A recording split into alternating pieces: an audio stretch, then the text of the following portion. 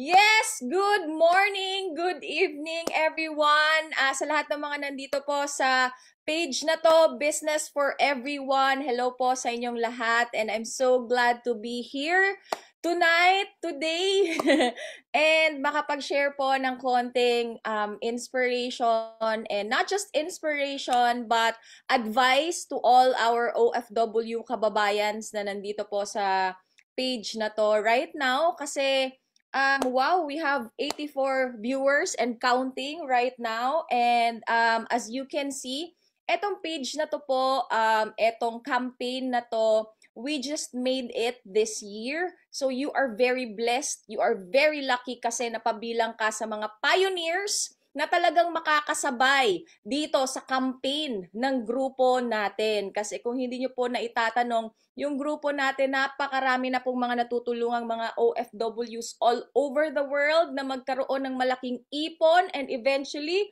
makauwi for good. And right now, we do have a lot of former OFW partners natin na dati po, nakakausap lang natin through video calls, through chats, but right now talaga namang makikita nyo na po dito na fini-feature natin and talaga naman nag-i-inspire and isa na po sa mga nagpapauwi at tumutulong sa maraming mga OFWs all over the world. Kaya we here at Business for Everyone are so excited, of course, together with the Royals Council and all the coaches na bumubuo po ng page na to and sa lahat po ng mga partners natin na tumatangkilik sa page na to.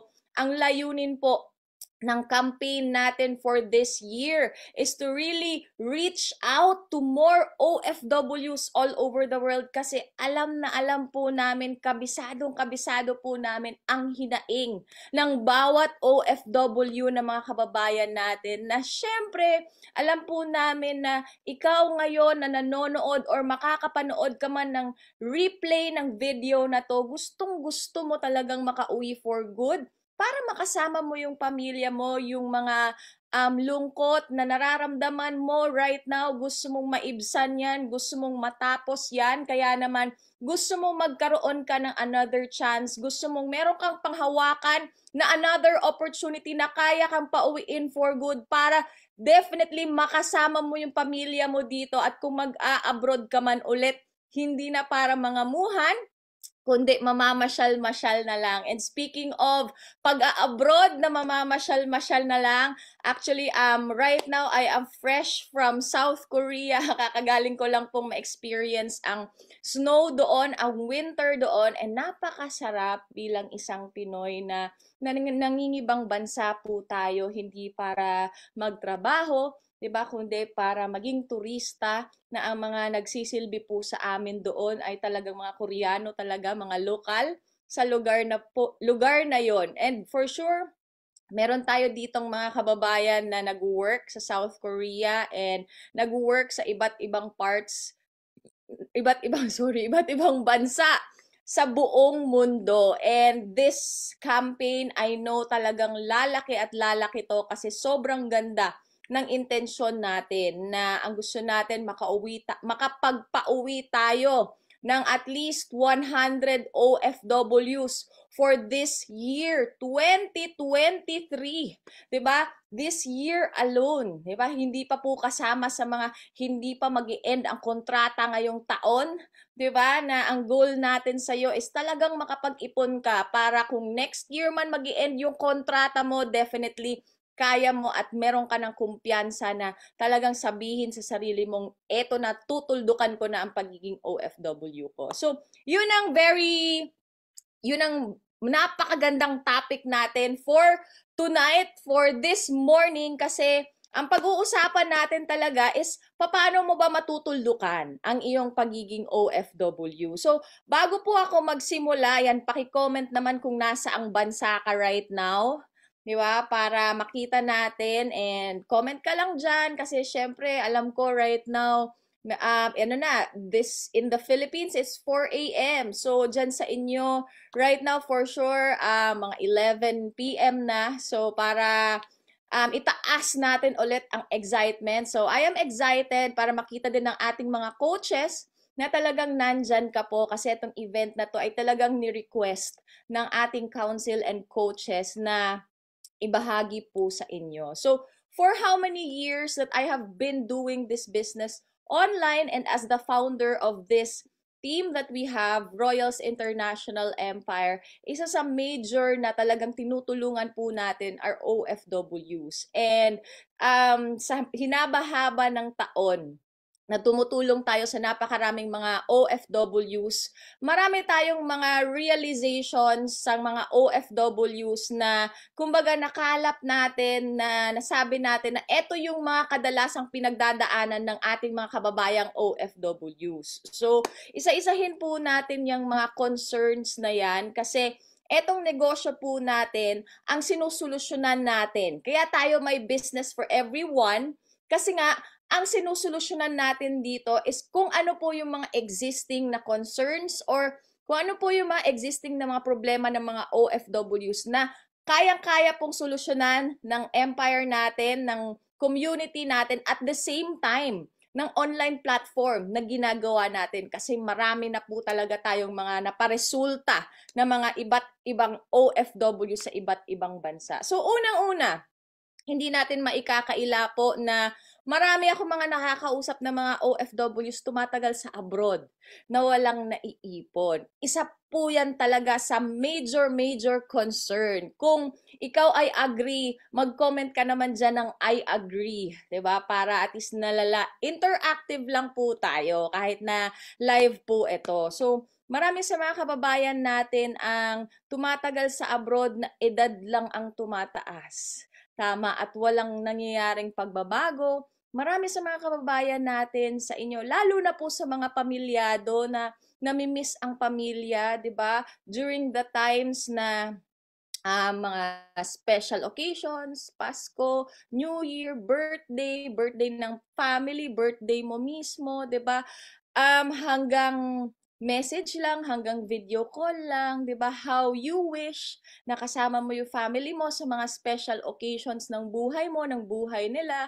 Pero syempre, since nandyan ka sa ibang bansa, ang kaya mo lang maipadala sa kanila is yung pera. Yun nga lang, yung pera, 'di ba, is isa lang siya sa need ng family mo sa dito sa Pilipinas. Kumbaga, yung yakap, yung halik, yung pagmamahal, hindi kasi siya kayang ipadala. Kaya naman, meron talagang pangungulila ang isang OFW. Kahit na sabihin nating budburin mo yung sarili mo sa maraming trabaho, pero at the end of the day, pag ikaw na lang mag-isa, nagsisink in yan sa isip mo. Lalo na pag tinatamaan ng mga okasyon talaga na nakikita mo yung pamilya mo dito na saya-saya nila, nakangiti sila, ikaw lang ang wala dito sa Pilipinas. So isa talaga yan sa mga concerns ng ating mga OFW kababayan. And ang pang-apat po, hindi man lahat, pero nakakalungkot lang din isipin na syempre, since it's a foreign land, hindi mo alam kung ano yung dadatnan mo. May mga kababayan tayong mga nakakausap na minamaltrato ng amo, yung iba pinagsasamantalahan ng amo. So, napakaswerte mo kung ang amo mo ay napakabait. Pero hindi po lahat ng OFWs ay may ganyan na klase ng amo. Kaya naman, gusto nating tulungan yung mga kababayan natin na yan para matuldukan na nila finally ang pagiging OFW nila. Kasi sa totoo lang po, 'di ba? Considering etong mga concerns na 'to, blurred po ba ako? Tama lang. Ayan. Considering yung mga concerns na yan, the reality sa pagiging OFW is kung may choice ka lang na pwede mong kitain yung kinikita mo habang nandito ka sa Pilipinas and kasama mo yung pamilya mo, kasama mo yung loved ones mo, ay mas pipiliin mo definitely na nandito ka. Hindi mo pipiliin na nandyan ka sa kinalalagyan mo ngayon. Nagkataon lang talaga na nung time na nag-decide ka na mag-OFW ka, siguro nakita mo yung kagipitan, kahirapan na pinagdadaanan ng family mo, or meron kang nakita na kaya mong solusyon, and ang solusyon na nakita mo is yung pag-a-abroad. And normally, the moment nag-a-abroad ang isang tao, ang thinking niya parate, lalo na sa mga first time, ang pag-a-abroad, eto na yung magpapa-asenso ng buhay niya. Tama po ba? Tama po yan kasi marami po mga OFWs talaga na ganyan talaga ang thinking nila. Yun nga lang, lumipas ang ilang buwan na nabayaran na yung utang gawa nung pag-abroad, 'di ba? Tuloy-tuloy ang pagtatrabaho hanggang naging 1 taon, hanggang naging 2 taon ng end yung kontrata, nakakuha ng last pay at konting pera no umuwi dito sa Pilipinas nung naubos yung dalang pera mag-a-abroad ulit. So, nagiging cycle lang ang pag-a-abroad na hindi namamalayan ng iba natin ng mga kababayan na paulit-ulit na pala silang nagre-renew ng kontrata na yung iba tumatagal na, nagpa 5 years na, nagsi 6 years na, nagte 10 years na, meron pa mga 20 years. And normally, itong mga 20 years na mga OFW kababayan natin na nakakausap ko, tawag po namin sa kanila, tita, tito, ate, kuya, kasi normally, yung mga edad po nila is mas matataas na po talaga. And ang pinaka sinasabi nila sa amin is kung sana lang na nakita nila yung opportunity na to nung mas bata-bata pa sila, nung mas bago-bago pa sila sa abroad, di sana ginrab na nila agad para hindi sana sila tumagal ng ganun katagal na nandun pa rin sila sa abroad. So, etong mga ganitong mga concerns, ito po yung mga sinusolusyonan natin. So, papaano nga ba natin matutuldukan yan? Kasi, the reality is, if you keep doing the same things over and over again, you will always get the same result. Kahit na gaano ka pa kamadasalin, kahit na gaano pa kalakas ang kapit mo sa itaas, kahit na gabi-gabi pa, umaga kada gising mo, nagdadasal ka na baguhin yung buhay mo, hinding-hindi po mababago ang buhay mo sa pagdadasal lang. Ang magbabago ng buhay natin is kailangan nating sumubok ng panibagong oportunidad. Ano-ano ba ang mga oportunidad na open para sa mga OFWs? Kasi alam natin na pag OFW ka, tali ka sa trabaho mo kasi nakakontrata ka eh. Hindi pwede na magtatrabaho ka ng panibagong employer. O eto, employer ko, magtatrabaho ako dito ng 8 hours. After ko dito sa 8 hours ko, magtatrabaho ulit ako ng another 8 hours. Hindi nakakayanin kasi hindi ka naman si Superman or si Superwoman. And normally, hindi pumapayag ang isang employer na nakakontrata ka sa kanya, magkokontrata ka pa ulit sa another employer. So, meaning to say, 'di ba?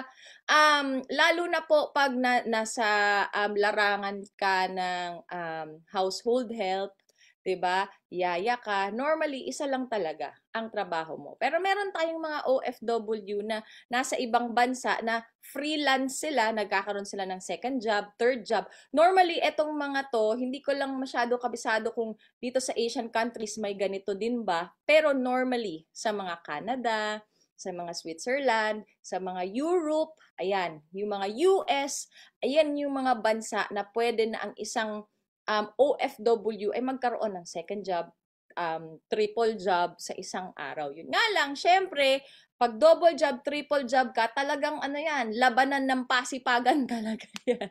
Pagdating mo sa bahay mo, pagkatapos ng lahat ng jobs mo, talagang pagod-pagod ka talaga. Kumbaga, ni-use up talaga yung energy mo just to earn bigger money. So, syempre, hindi naman siya applicable sa lahat. So, ano nga ba ang applicable? So, isa sa mga pinaka na-figure out po natin dito sa community natin is yung online platform na ginagawa natin.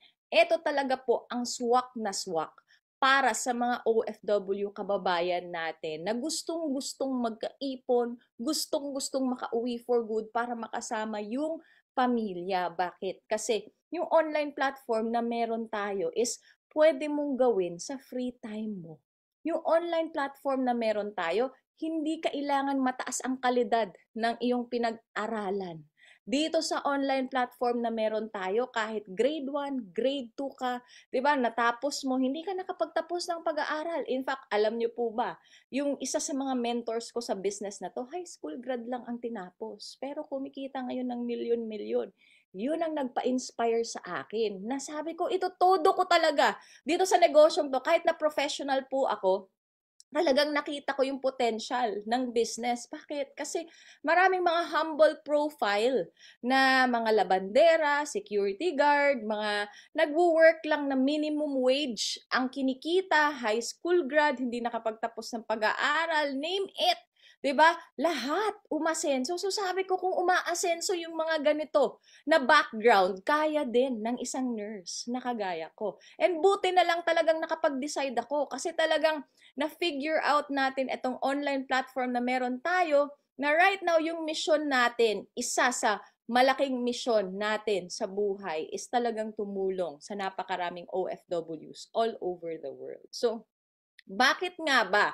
Okay, so tapos na tayo dun sa pwede mo siyang gawin. On your free time, hindi kailangan na mataas ang pinag-aralan mo, hindi to labanan ng pa-Englishan dito. Diba? Kahit hindi ka marunong mag-English, okay lang yan. Kami nga, Bisaya eh.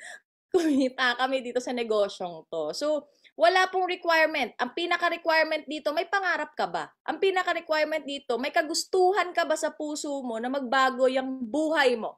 Kasi kung meron ka, ang sagot dyan ay yes sa'yo, pwedeng-pwede ka dito. Okay? Pero pag-usapan muna natin, bakit nga ba negosyo? 'Di ba? Kasi, ito po, lalo na nung nagkaroon ng pandemic, ang dami po sa mga kababayan natin, hindi lang po mga OFWs, kundi even dito sa Pilipinas. Naging wake-up call yung pandemic na ang pagtatrabaho, hindi po talaga siya dependable source of income. Gawa ng nung nag-pandemic, alam po natin maraming mga nawalan ng trabaho, maraming mga nawalan ng mga, even mga ibang negosyo na tradisyonal, nalusaw, nawala, nagsara. Even mga malalaking kumpanya nagsara nung pandemic. And kaya natin na-prove na sobrang ganda yung online platform na meron po tayo. Di ba? It's because even nung nag-pandemic, tuloy-tuloy pa rin po yung operation natin. And in fact, marami sa mga nawalan ng trabaho, negosyo, OFWs na nakauwi dito sa Pilipinas kasi wala nang pangsahod yung mga employer nila sa kanila or natanggal din sila sa trabaho sa iba't ibang bansa kung saan sila nanggaling, dito sila lahat napunta sa online platform natin. Kumbaga, yung online platform na meron tayo, ito yung isa sa mga tumulong talaga na makapag-sustain sa maraming mga nawalan ng income. Kasi syempre, hindi basta-basta ang pagkawala ng income. Kasi lahat ng tao na nagtatrabaho, binubuhay hindi lang ang sarili. 'Di ba? Binubuhay ang sarili, binubuhay ang pamilya, may pinag-aaral na mga anak. So kaya naman ito talaga yung isa sa mga naging anghel sa buhay ng ating mga kababayan, ng ating maraming mga kapatid dito sa Pilipinas. And kaya po negosyo. Kaya etong negosyo na to is recommended kasi nga flexible po tayo. Alam naman natin na ang isang OFW, busy ka talaga eh. Kumbaga, marami yan sa mga concerns ng OFW na nakakausap ng mga coaches natin. Paano yan? Busy ako dito sa abroad. Okay lang. Kasi para talaga to sa mga taong busy. Kung ikaw busy ka, ang tanong ko sa'yo, hanggang kailan mo gugustuhin at titiisin na busy ka? 'Di ba? Hindi mo man lang ba pinangarap na magkaroon ka ng time para mag-relax ka, magkaroon ka ng time na, alam mo yun, sa buhay mo na hindi mo hinahabol yung oras, hindi ka nagtitipid ng tulog, kaya mong matulog ng straight 8 hours na pagkagising mo, di ba, bakasyon yung pinagkagisingan mo kasi napakaganda na ng lifestyle mo. So, kumbaga, this is a wake-up call to everyone na kaya po natin pinopromote ang pagnenegosyo kasi ito po ang way para makaahon ka sa sitwasyon mo right now. Kasi alam po natin na ang pagtatrabaho, kaya ka nga po nandito eh. Kaya ka naging open-minded. Kaya mo binuksan yung puso mo sa ganitong oportunidad. Kasi nga longing ka. Alam mo na-realize mo na sa pagtatrabaho na ginagawa mo, though okay lang kasi natatawid mo yung mga expenses, yung mga bills, yung mga responsibilidad mo sa Pilipinas. Ngunit datapwat, subalit ang hindi mo na itatawid is yung mapauwi mo yung sarili mo for good. Ang hindi mo na itatawid is yung magkaroon ka ng backup. na may ipon ka. 'Di ba? Ilan sa mga OFW natin ang nung tumawag yung pamilya mo dahil nagkaroon ng emergency, doon ka ngayon nagkautang-utang, 'di ba? Normal 'yan, 'di ba? Kumbaga hindi natin siya pinag-uusapan dahil negative siya. Pinag-uusapan natin siya dahil normal siyang nangyayari. Kaya nga emergency eh. Hindi natin alam kung kailan siya mangyayari. Pero normally, pag pamilya mo na, loved one mo na, mahal sa buhay mo na yung nakataya, kahit magkano yan, basta't emergency yan, gagawan mo ng paraan yan. Iiyak mo yan, ipagdadrama mo yan sa amo mo, lalapit ka sa lahat ng mga kaibigan mo na pwede mong mautangan para lang maitawid mo yung emergency ng mahal mo sa buhay dito sa Pilipinas. Ngunit, kailangan pa ba nating antayin na may ganyan kang emergency? Kaya nga po, business, kumbaga, bakit ka ba magnenegosyo ngayon? Kasi po, ang logic is, pinaghahandaan mo na, parang ganito, may bahay ka, may butas yung bahay mo. Alam mo naman na hindi always sunny, di ba? Alam mo naman na hindi always tag-araw, darating ang tag-ulan. Eh since aware ka na darating yung tag-ulan, pag may butas ang bahay mo, alam mo, di ba, na tatagos sa butas ang ulan. So, mababasa kayo sa loob. So, bago pa lang dumating ang tag-ulan, ang gagawin mo na ngayon, ipapaayos mo na yung butas. Para pagdating ng ulan, hindi na kayo mababasa sa loob. Ganon din po ang pagiging wais sa pagnenegosyo. Kasi, normally, yung kinikita mo as an OFW, tama-tama lang. Tama-tama lang. On your first few months, nakaka-survive ka. Nakaka-survive, napapadala mo, ganun. Wala nga lang naiipon sa'yo. Kumbaga, wala nga lang naiiwan sa'yo, puro resibo. Pero saan ka nalubog sa utang? Or kailan ka na part na lubog sa utang? Nung nangailangan na yung pamilya mo, emergency. Doon ka na nag-start na magka-utang-utang hanggang sa kumikita ka, binabayad mo na lang sa utang, kulang pa, short pa. Kaya, pag ganyan yung sitwasyon na nangyayari na, doon ka na nakaka-realize na, oo nga, kulang ang sahod ko. Kailangan ko ng panibagong oportunidad para magkaroon ako ng another source of income para makatulong sa pagbabayad ng utang ko. So, saka lang siya nagiging, kumbaga, solusyon na magkaroon ka ng another opportunity. Pero what if? What if mas matuto na tayong mga Pinoy? What if tayong mga Pinoy mas maging wais na tayo? Kasi, kumbaga, yung pag-OFW mo, napakatapang na desisyon na ginawa mo yan. Napaka-risk taker mo na yan. Kumbaga, ako naniniwala talaga ako sa kakayahan ng bawat OFW. Kasi pag sinabing OFW, malakas loob mo. Risk taker ka. Kumbaga, masipag ka, matyaga ka, given yan, mapagmahal ka sa pamilya mo, kaya mo magsakripisyo para sa mga mahal mo sa buhay. Idadagdag lang po natin yung maging wais ka. Kasi tandaan mo kapatid, hindi habang buhay malakas ka. Hindi habang buhay, bata yung anak mo. Lumalaki yan. 'Di ba? How you wish, habang bata siya, masulyapan mo man lang yung growth niya.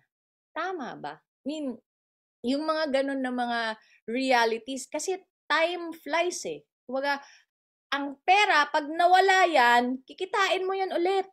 Pero yung oras, habang natatapos yan, hindi mo na pwedeng ibalik. Parang itong moment na to, hindi to babalik eh. Pero, pag natutunan mo, lahat, yung kailangan mong matutunan dito sa kwentuhan natin right now, magbabago takbo ng buhay mo. Na darating yung time, hindi ka na nanonood na lang dyan sa live. 'Di ba? Isa ka na sa nagsasalita dito at nagpapauwi naman sa maraming mga OFWs kasi naging experience mo na dati nakikinig ka lang sa live. Ka-video call ka lang namin, ka-chat ka lang namin, pero right now, isa ka na sa mga talagang nag-share ng inspirasyon. So, yung mga ganon na mga scenario is it's very important na ma-realize po ng isang OFW na pwede ngayon malakas ka. Pwede ngayon kaya mo pa. pwedeng ngayon, excited ka pa sa trabaho mo, pero darating yung time mananawa ka dyan. Darating yung time mapapagod ka. Darating yung time nagugustuhin mo na magkaroon ka ng another opportunity. Pero para sa akin, yung time na yan, hindi po yan next time. Ang time na yan is now. Kumbaga, bakit mo pa aantayin yung ulan kung pwede mo namang tapakan na yung butas ngayon? Para kahit anong ulan, bagyo at unos ang darating sa buhay mo, nakahanda ka na. Hindi yung iiyak ka na lang kasi wala kang madukot. Iiyak ka na lang kasi hindi ka nakapaghanda. Kahit na gaano mo kabait, kahit na gaano mo ka maserbisyo sa amo mo, meron lang talagang ceiling ang kaya nilang mabigay sa'yo. Kaya kailangan ikaw talaga ang maniniguro para sa sarili mo. Kasi sa totoo lang po, ito talaga ang reality. Sa isang OFW, walang kung sino man ang kaya magpauwi sa sarili mo kundi ikaw. Walang kung sino man ang kaya magpauwi sa sarili mo kundi ikaw lang. Tandaan mo po yan. Kaya kung gaano po kalakas yung loob mo, 'di ba? Nung lumabas ka sa Pilipinas, nag-abroad ka, iniwan mo yung pamilya mo, ganun lang din nalakas ng loob ang itaya mo this time sa sarili mong negosyo para makapagsimula ka dito, makapag-start ka ng another opportunity para pag natuto ka dito, kikita ka, magkaka-savings ka. Eventually, pagka-end ng kontrata mo, tutuldukan mo na yung pagiging OFW mo at uuwi ka na dito, susunduin ka namin para maging part ka ng Royals Academy at eventually, makasama mo yung pamilya mo dito sa loob ng Royals Academy. Marami tayong mga OFW partners na ganun yung ginawa nila. 'Di ba? Kasi nung pag-uwi nila sa Pilipinas, syempre nawalan na yan ng trabaho, in-establish muna yung business, saka kinuha yung pamilya. Hindi na po nila inuwian yung province nila. Dinala na nila dito yung mga anak nila para yung anak nila dito na sa syudad. Syudad Bisaya tuloy. Dito na sa city mag-aral, dito na sa city, magkaroon ng bagong environment para mas mataas ang upbringing ng mga anak nila. So, may mga ganyan po tayo na senaryo. Kaya, kailangan mo po talagang umpisahan ngayon. Kumbaga, hindi aksidente na right now nanonood ka or nakikinig ka. Hindi aksidente na napasok ka sa page na to. Hindi aksidente na nag-inquire ka sa isang ad or sa isang programa or campaign na meron yung grupo natin, hindi aksidenteng nakausap mo yung coach na nakausap mo. Talagang nakadesign yan. Kasi for sure, matagal ka nang nagdarasal, 'di ba, na baguhin yung buhay mo. Eto na po. If you are looking for that sign na baguhin yung buhay mo, eto na po yung sign na hinahanap mo so far. Kasi dito po, pag sumabay ka sa negosyong to, yes, may mga adjustment po. Hindi ko po sinasabi na pag sumabay ka, agad-agad kikita ka. Wala pong ganon kasi legal tayo dito. Kumbaga, legal yung negosyo natin. Parang sa pagiging OFW, di ba kung gaano ka katyaga sa pagiging OFW mo, ganun lang din katyaga dito sa negosyo mo. Kasi sa pagiging OFW mo, sino ba ang tinutulungan mo talaga dyan? Amo mo. Sino bang pinapayaman mo dyan? Amo mo. 'Di ba? Bakit? Kasi nagagawa ng amo mong magnegosyo, 'di ba? Magtrabaho na malaki yung sahod niya kasi may nagbabantay sa anak niya, may tumatao sa bahay niya dahil sa iyo. Or kung nagtatrabaho ka man sa factory, 'di ba? Ang pinapayaman mo boss mo, employer mo. Sa trabaho mo right now na 8 hours mong ginagawa, more than pa nga sometimes. Na minsan, kahit may sakit ka, wala kang choice, tumatrabaho ka pa rin. Ganun ka ka-dedicated sa trabaho na ang ibang tao ang pinapayaman mo. What if yung dedication na yan, yung commitment na yan, yung pagtsatsaga na yan, hindi man same number of hours kasi part-time mo siya nagagawin. Pero what if the same dedication i-apply mo dito sa sarili mong negosyo? Saan ka kaya dadalhin 6 months after, 1 year after, 2 years after, 3 years after? Diba? Kung tumagal ka nga sa abroad ng 2 years, 3 years, 4 years, 5 years, 10 years, na wala man lang nangyayaring pagbabago. What if yung commitment mo na yan, nilapat mo sa sarili mong negosyo? Kasi may iba't ibang klase ng pagkatuto ang tao. 'Di ba?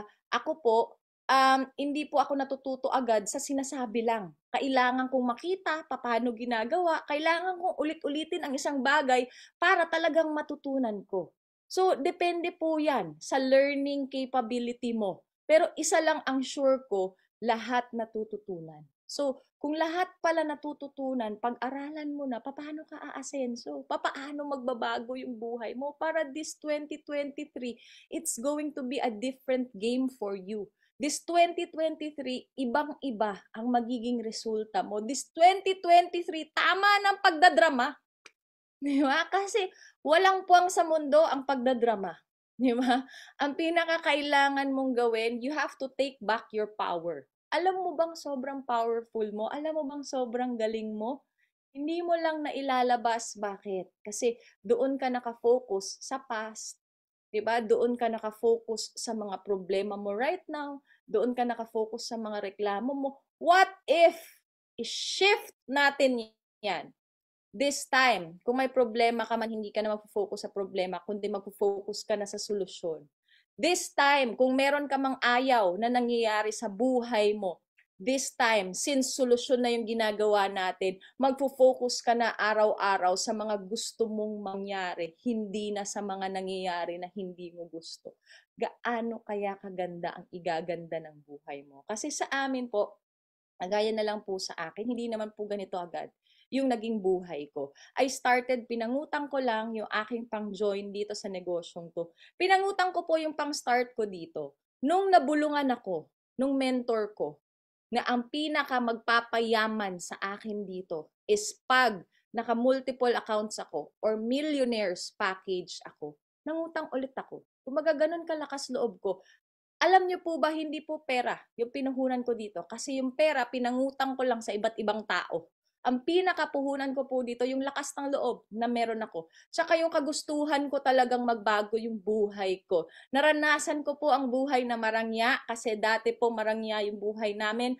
May time po na nalugi yung negosyo ng mami ko. So, bumagsak po talaga kami. Doon ko naranasan yung mahirap na buhay. And between marangya, mayaman na buhay at mahirap na buhay, talagang bago ko palang nakita tong negosyong to, namili na ako at sinabi ko na sa sarili ko, pag umabot yung time and yung chance na magkakaroon ako na pwede na akong kumita ng pera, talagang magpapayaman ako. Kaya nung nakita ko yung opportunity na to, na walang pinipili, lahat pwedeng yumaman, lahat pwedeng umasenso, lalo na ngayon na online kahit nasaan ka pa, pwedeng yung resulta namin maging resulta mo, yung resulta ng napakaraming mga OFWs na nagawa na namin so far, pwedeng maging resulta mo, 'di ba?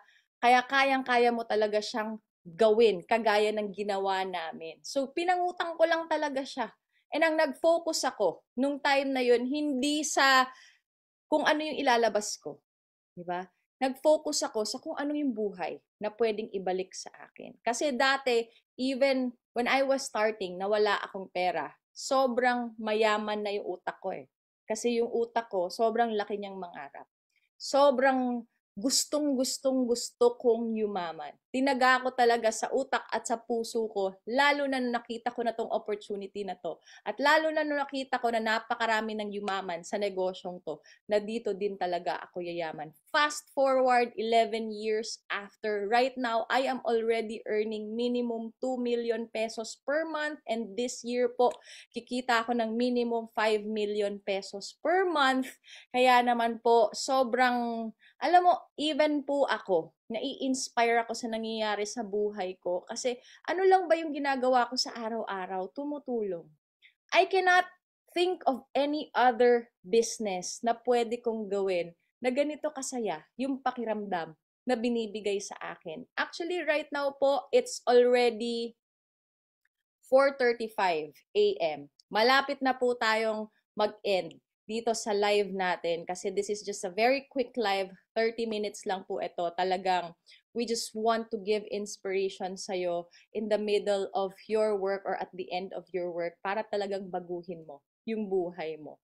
But anyway, ayun. 4 a.m. na dito, 4:35 a.m. na dito, and it doesn't feel like work anymore. Kasi nga, sa sobrang yung focus natin is yung mission, yung matulungan ka, yung magbago yung buhay mo, yung makapag-decide ka ngayon agad para gawan mo ng paraan ngayon agad. Yung pagjo-join mo, yun ang pinaka-focus namin. Lalong-lalo na po na kung meron kang paparating na sahod, marami po kasi, ganito tuturuan kitang magdesisyon. Meron kasi tayong mga tinatawag na urgent at important na pinaglalaanan ng pera natin. Ano ba tong mga urgent? Renta ng bahay, matrikula ng anak, 'di ba?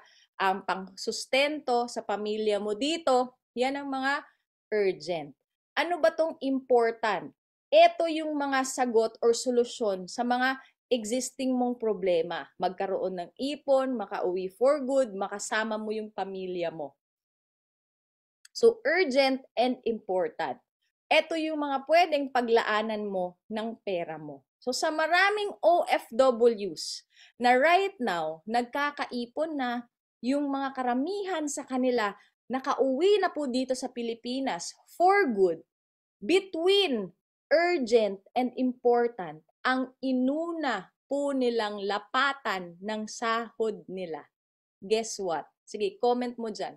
Ano kayang inuna nilang lapatan ng sahod nila? Yun. Important. Important po. Hindi po yung urgent. Hindi po yung nagagalit na kapamilya mo. Diba? Kasi we have to face this reality na minsan kaya naman masyadong nakabakod yung pamilya natin, 'di ba? Hindi lang dahil sa concern, 'di ba? Concern sila kasi baka lolokohin ka lang diyan, baka mai-scam ka lang diyan. Pwede naman, 'di ba? Pero ito lang po. Hindi namin ihaharap at talagang ibabalandra yung mga mukha namin, nandito pa yung pangalan ko, 'di ba? Kung scam lang 'to. Kumbaga, the very reason why we are doing it live. This is live. Diba? The very reason why we keep doing events consistently is because to prove the credibility of this thing that we are doing. So doon pa lang na-erase na yan. Diba? But ito sometimes ang pinaka-concern ng loved ones dito sa Pilipinas. Concern ba talaga sa'yo or concern sa kanila? Kasi may takot, bakit? Ikaw din naman ang nag-tolerate. Hindi na nila nagawa na nailabas nila yung galing nila kasi ikaw na parate ang sumusolusyon ng mga pangangailangan nila. Sometimes, ito yung masaklap, ikaw babae ka, reality po ito Ikaw babae ka, nandyan ka sa ibang bansa, ikaw yung nagtatrabaho. Yung asawa mo, na lalaki, yun ang nandito. Sometimes. 'Di ba? Anong ginagawa? Minsan, hindi ko po nilalahat. Minsan, nagiinom lang, di ba? Minsan, nalaman mo, ng bababae na, pinambababae na yung perang pinapadala mo. I mean, reality bites, masaklap na reality, di ba? Kaya minsan, galit na galit. Bakit hindi ka makapagpadala? Di ba? I mean, galit na galit, concerned ba talaga na mai-scam ka, maluloko ka, or concerned baka hindi na masustentuhan yung bisyo niya, 'di ba? Baka hindi na masustentuhan. May takot sa loob. Baka hindi masustentuhan yung needs niya, hindi yung needs mo. Again, kapatid, kaibigan, sinasabi ko po yan sa'yo. Pwedeng totoo, pwedeng hindi.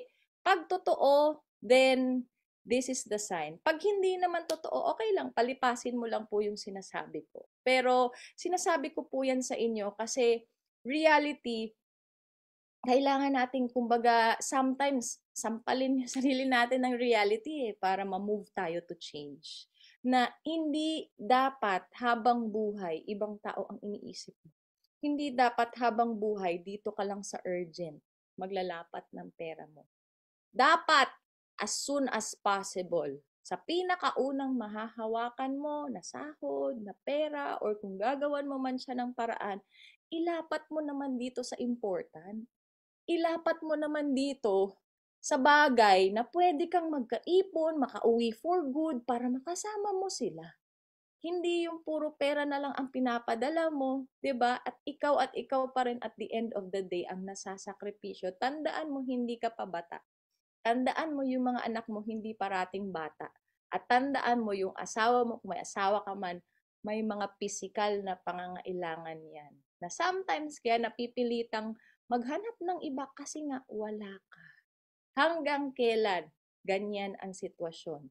Magiging ganyan ang sitwasyon hanggat parating urgent lang ang pinaglalapatan mo ng pera mo, ng sahod mo. Kaya it's about time now na ilapat mo naman sa important. Ilapat mo sa important at gagawin mo siya dahil mahal mo sarili mo, mahal mo pamilya mo, mahal mo mga anak mo. At kung magagalit man, may hindi ka man maiintindihan, sabihin mo lang sa sarili mo na maiintindihan ka din nila balang araw.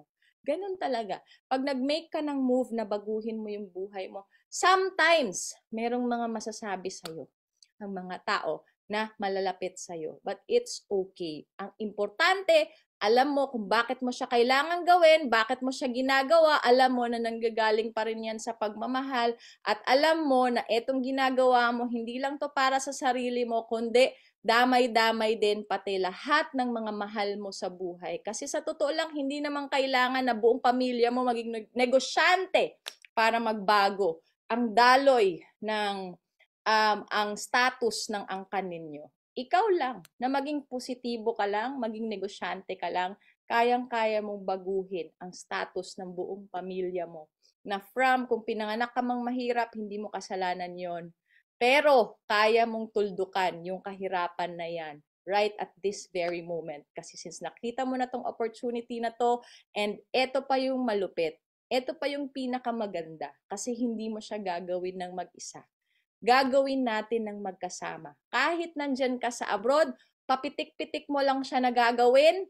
Meron po tayong mga coaches na dekalibre, malalaki ang puso, masisipag hanggang ngayon. Gising po yan. Alas 4 na, mag-aalas 5 na po dito para tulungan ang napakarami sa mga kababayan natin. Kaya yun lang po. Hopefully, nakatulong po itong live session natin na to, and I'm looking forward to more live sessions na pagsasamahan po natin dito sa Business for Everyone. But eto lang, ulit-ulitin mo lang po panoorin itong video na to, and hopefully makatulong to na makapag-decide ka agad-agad, kasi para po sa akin ang pagbabagong buhay, hindi po yan pinapatagal, sinusunggaban agad para this year agad magkaipon, makauwi ka for good, makasama mo yung pamilya mo, at ikaw na po ang next na magkakaroon ng testimony dito ng dating OFW pero ngayon success story na. Thank you so much. I love you all and God bless po.